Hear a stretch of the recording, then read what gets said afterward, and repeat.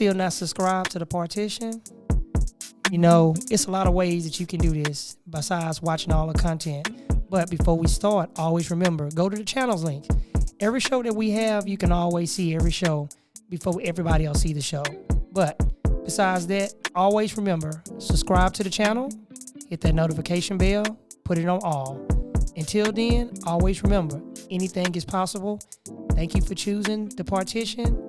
Now let's get into the show. Anything is possible. Peace.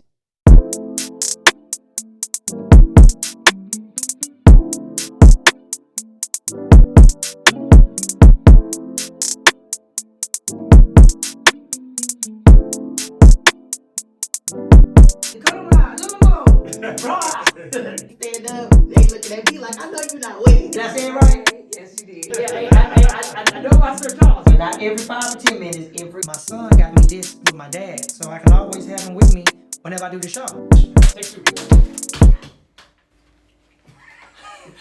Hold on, wait. I don't want to laugh.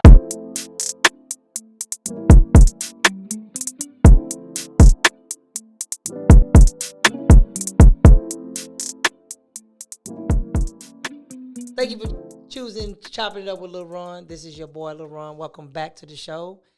Today's episode, we have a nice man in the building. This guy is a tremendous movie producer. He did with music and everything. I want you guys to welcome the one and only T-Roy. Hey, what's happening? That's what I'm talking about. No doubt. Man, where you from in your mind? I want to say New York, but I could be wrong. Originally stayed in Philly.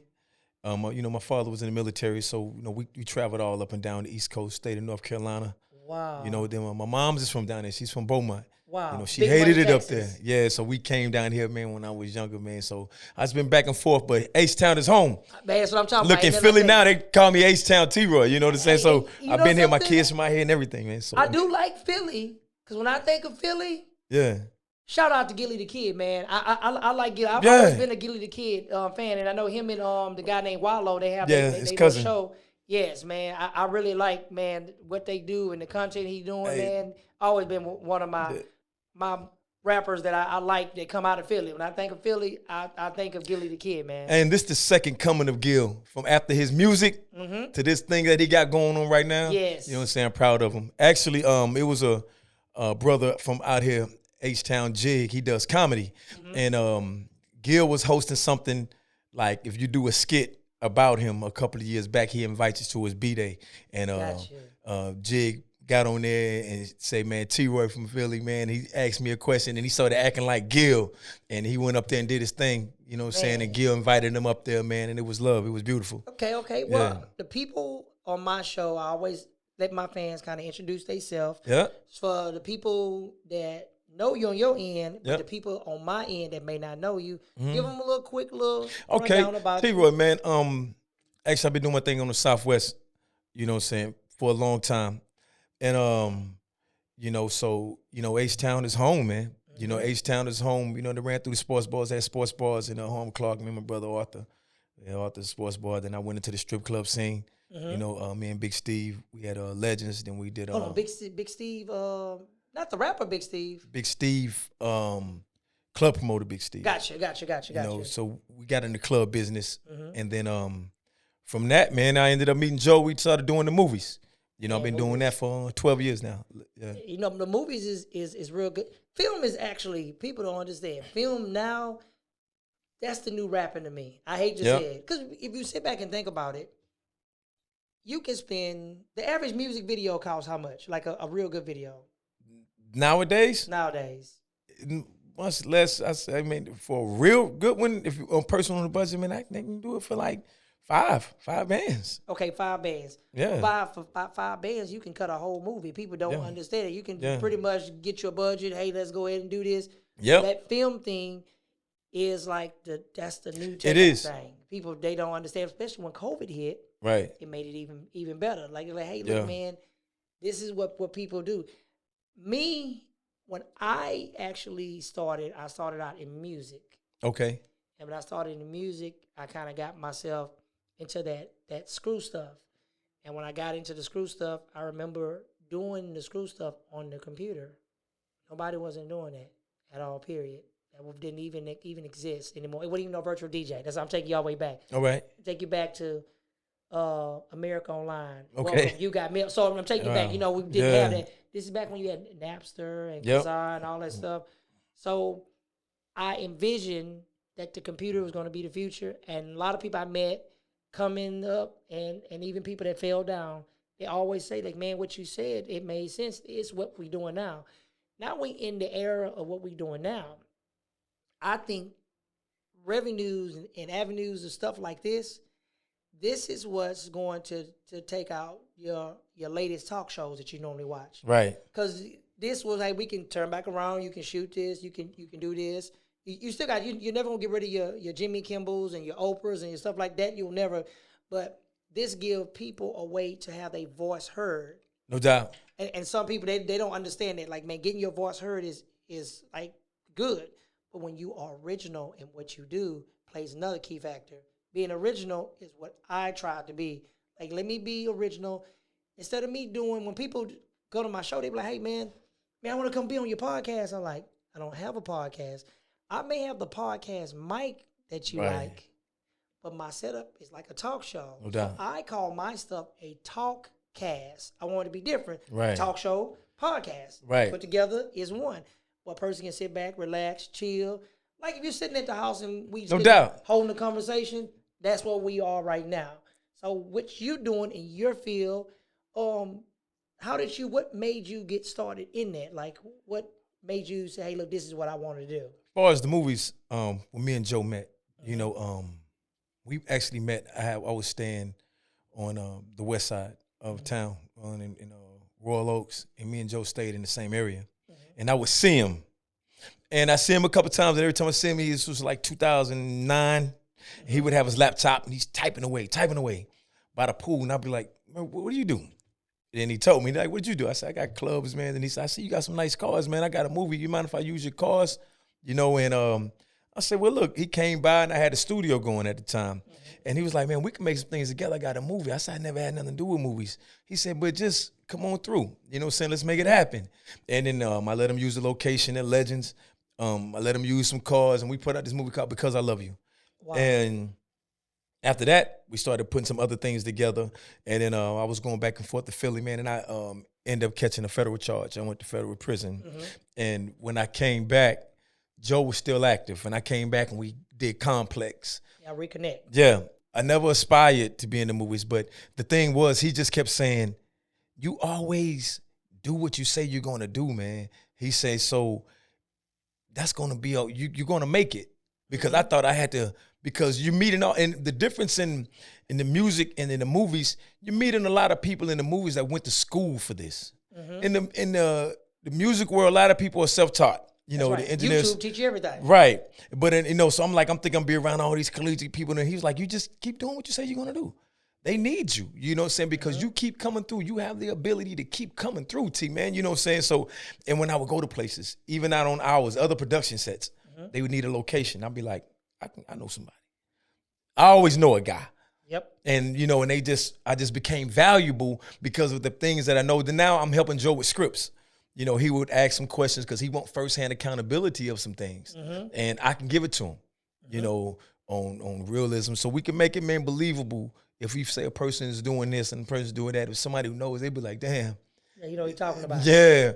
You know, so now hopefully, man, I get my my directorial debut coming up. So probably another 2 movies, I probably do mine. He's going to get me on the directors, man. I'm going to do my thing. And that's what it's supposed to be. Yeah. You're supposed to be able to, like, you got to be able to, it's nothing wrong with a person actually being on top. Right. You have to, I feel like bosses be around bosses. Yeah. So it's nothing wrong with you turning back around and helping your brother and sister. But you have to know how to stick your hand out and say, hey, look, let me grab you. Here, come up here where I am, man. I want you to be right here with me where we can make this money. Because you sit back and you think about it. If you look at a tree, it started with Dr. Dre. Yeah. NWA. Yeah. Death Row. Snoop Dogg. Dog Pound. See, that tree grow real big, and it always go back to right where it originated. And some people, they don't like to turn back around and spread the wealth. They feel like, man, if I tell somebody how to do this. They're going to be over me. I tell people all day long, I don't care if I have 300 subscribers. It's somebody out there that's going to like my content. Somebody going to like my show. My main thing is, what can I do that another person, the next man is not doing that's different? No doubt. Everybody podcast that I see is in color. They got these lights, this fancy stuff. I said, I want to go back old school. I want to be black and white. Okay. Black and white will show the true depth of a person. You can, that right there, you can, black and white is going to be flawless. Yeah. And there's no way around it. And when you're doing film, when film was done back in the days, it was in black and white. No doubt. When they had, and you know, back in the day when they had film, some film didn't even have words to them. It just music playing. Yeah. And the person. Silent film. Silent films. Yeah. So Charlie Chapman. there you go. See, people forget about that type of stuff, man. See, they don't remember them type of things. They don't remember. And back when you used to watch like Johnny Carson to talk show and stuff, it wasn't in no color. Right. It was black and white. And as the time went on, it was in Technicolor. It'll tell you, hey, look, now it's in color. I remember that era, and a lot of people, they tend to forget that. So when I go look up shows, I don't see that. I say, all right, I got something. This is what I'm going to do right here. This is going to be the way I want it to actually be. Man, authenticity, if you just keep doing you, you know, and I know it sounds, you know, sounds so cliche when people say it, and it's quite different because a lot of things you do morph, but you still can keep doing you. You still have that authentic, and to be authentic with these things, man, the truth, it just runs parallel with time. There you go. And it don't cost you nothing to and be it real. never intersects, you know, and so that's why I can appreciate, you know, things like this. And it's like to get back to what in the movies when I go places now, because Joe being a director, you know, that's why, you know, our movie deals and everything, they pick you up according to the director. That's right. But how he introduces me, I don't care which Baldwin brother it is, Alex Baldwin, Daniel Baldwin in the movie or wherever we go, you know, saying he's like, this is my business partner and this T-Roy, he's the producer. So he, you know, and so if you got that, he always brings me, you know, and it's how, you know, people see that, you know, with the people around me, we equals. I don't, you know, and don't act like bosses around bosses, yes. you know, because he knows like we both bring same thing to the table. We, you know, he writes, he directs, but I understand what I bring is invaluable. The people, the selectiveness, you know, to run buffers between situations. If you get like, no, that's not about to happen. You know, and so, you know, they understand, and we understand it's a vibe that we have off each other. Yeah, like when you say the bosses, everybody know what we bring. It's like a conglomeration. You're right. You know what I'm saying? But heads, both of us are heads. We just do different things. And that's the way it's supposed to be. Your team that you have, that you assemble, should be a team that, like, for instance, you watch a lot of Marvel movies? Yes. Look at the Avengers. Yeah. Everything get assembled by one person. The person that actually put the team together is no other than Nick Fury. Right. But the next man to Nick Fury is going to be Iron Man. And all the rest of them come in that play. But Iron Man is no longer here. He's cut out of the picture. So do that team stay together or do that team break up? And what I do is I put all my people in one. I treat everybody with respect. The guy that actually films this show and edit this show, he went from a person that didn't know anything at all, period. Regular person walking around. He only been doing this for like 6 months. And he can do better than the average person that actually walks around. I mean, he's actually really good at what he do. I'm a firm believer. I believe in Apple. I didn't have the black magic cameras and all that stuff.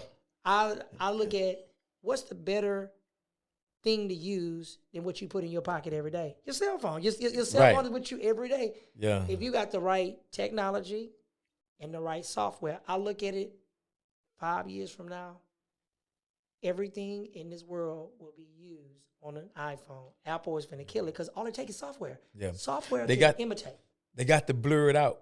You see the commercial and they do like, why am I blurred out? And you're not. So I remember a long time, way back, I was bringing artists. I started Extreme Investments through, I would help clubs. They if they couldn't bring the artists, I would pay for the artists and we just, work out the door. Gotcha. And I remember when I was sitting with Paul Wall and Travis Barker back then had shot a video. When the iPhones came out, they had shot a video, their first video together with a phone. They didn't use no other camera, the whole thing.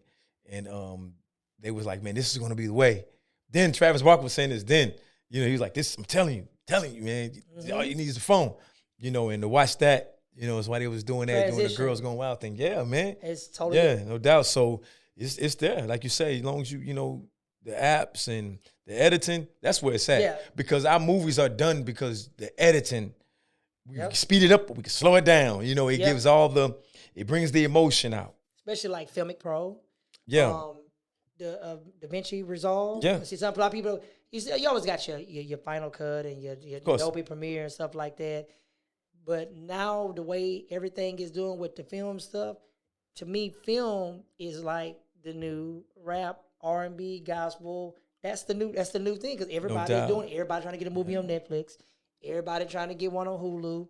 Then you got the thing called Tubi now. Yeah. That they actually have. Then you got Peacock. Yeah. You have so many. You go to all these companies. If you got a good following and you got a product they want, they gonna take it. But yeah, that it's good to always see us as a whole people, not black, not white. That we can all regular everyday people can actually do just as much as a Tyler Perry, Oprah, Lee Daniels. We can do that same stuff. You know what I'm saying? I'm not saying that person money is bigger than ours. Because Rick Ross rent his house out for Superfly, if I'm not mistaken. For the and for Coming to America. to America. And it's a lot of people, and a lot of the movies they shoot now are actually shot inside of Tyler Perry Studios. Yeah. Yeah, a lot of the movies are being shot over. Even Bad Boys 3, it was shot. But they're privileged to have that. But that's what me and Joe said. We was like, we want to get to the point where we can get a stage set up here in Houston to where we can have that area because we're doing it, getting houses. I had to go to Bel Air. We needed a house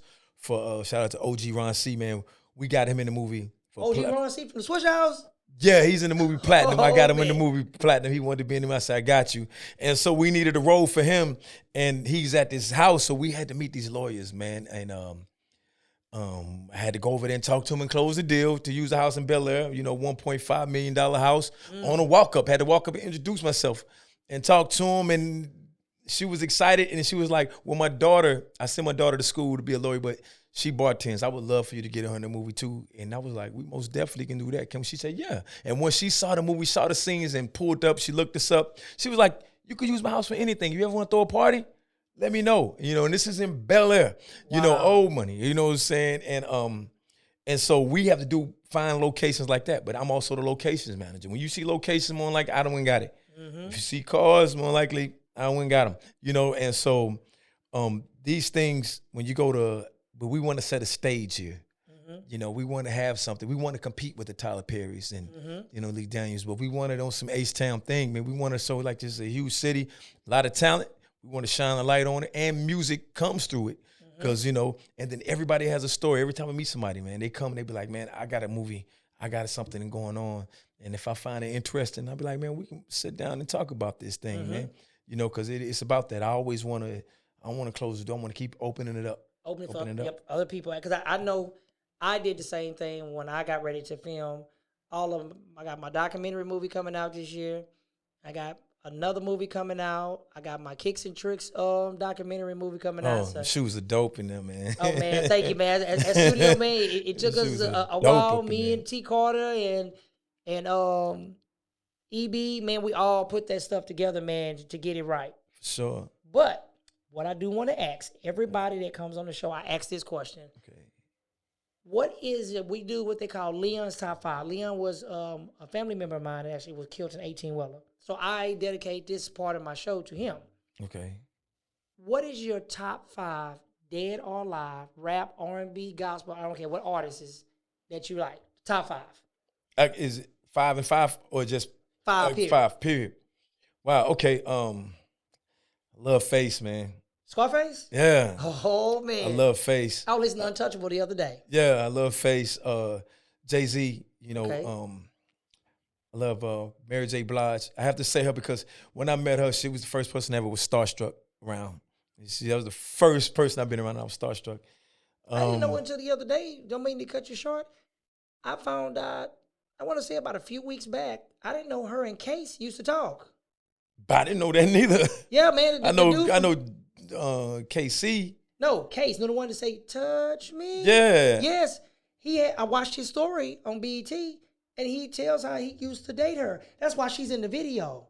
She's in that video. she actually was supposed to be on that song, but the people wouldn't let her put her verse on there. And if he was going to release it, he was going to get sued. That's why she's in that video.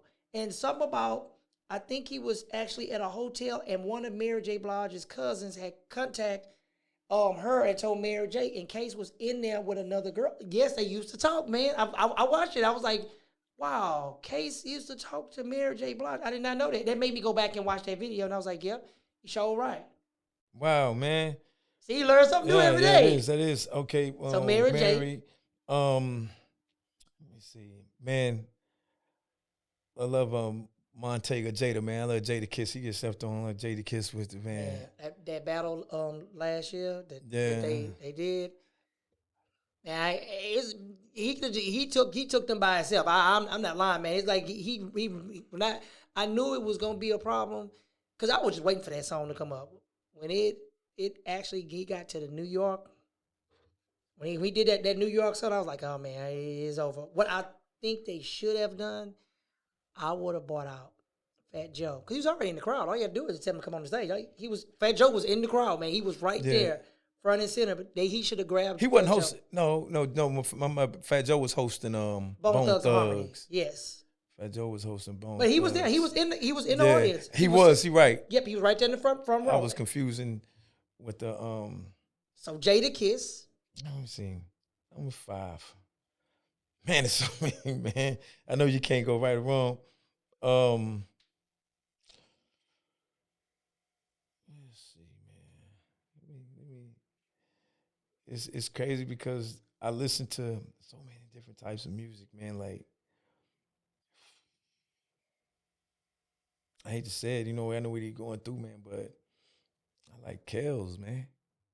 R. Kelly, man. Man, a lot of people don't like to speak on I know R. it's Kelly. touchy, but I am totally against anybody messing with children. I don't care if it's a prime example, Elvis Presley.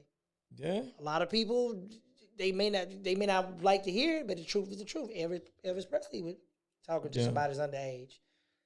I'm not saying he was right, but at the end of the day, it's wrong. And the man music has nothing to do with his talent. I can't take. Some people say, hey, look, I don't want to listen to R. Kelly. And this is what I have to say to them. Well, R. Kelly wrote for Charlie Wilson. R. Kelly turned back around in Michael Jackson. He wrote for so many. He did. He actually made, don't get me wrong, the Isley Brothers and Ron Isley always was good. He's always going to do music. But he made Ronald Isley even better than what he was. Second surge. Yes, he made Mr. Again. Biggs. It's like, oh man, Mr. Biggs. Yeah, so he actually made this. So when I stop listening to R. Kelly music, I'm gonna tell the people. Some people like, I don't listen to him. You don't not only heard R. Kelly, you heard Aaliyah, because her family still have some of the rights. I still listen to him. I still play his music. I can't even hold you. I listen to his music. It's no crime, and that's like a person saying, you got killed over a pair of Jordan tennis shoes. Yeah. Do I stop wearing Michael Jordan tennis shoes because people getting killed over them? You can't. I can't control. That's how it is. Like they made a big thing about Nike and Jordans. Michael Jordan got people in sweatshops making tennis shoes for $15, $20. If that man chose to have somebody found a cheaper route to make his product, to bring it back to America and sell it, why are you mad at him? Same thing with Gucci. All that stuff overseas, dirt cheap. Come back here, Apple. To put an iPhone together don't cost a dime. But we come over here, they sell it for $50, but you can't knock. You said Jay-Z. Yeah. Can't knock nobody hustle. Can't knock the hustle. You can't knock the hustle. You know what I'm saying? I'm not a real big Jay-Z fan, but I admire the business moves he makes. And I think that's why that persuades me, but I just like, man, the things he used to say used to be so slick, and I could, relate to a lot of things he was saying. And then his mind, to be around and to rap and be, hearing them dudes talk and he'd be like, yes. And how he's taken so seriously. Yeah. You know what I'm saying? He's rap, but he's bigger than that. You look at him, bigger than that, because it's a lot. Because I could have threw Jeezy up in there because Jeezy my guy, but you know what I'm saying? But Jeezy, he's in that line with Jay-Z. They partners. I know. Jeezy and Rick Ross. Yeah. They all. But it is. But you said at 18, well, I have a transportation company too, man. And, you know, Really? it's crazy for you to say that, you know, and from hot shots to, you know, to the big trucks, you know, but, man, you know what I'm saying? You know, rest easy for him. Yeah, You know what I'm man. saying? It was a tragic accident, and I said I wanted to dedicate that top 5 to him. I said I had to do that. But until next time, always remember anything is possible. Thank you for choosing Chopping Up with Lil Ron. Until next time, we out. Peace.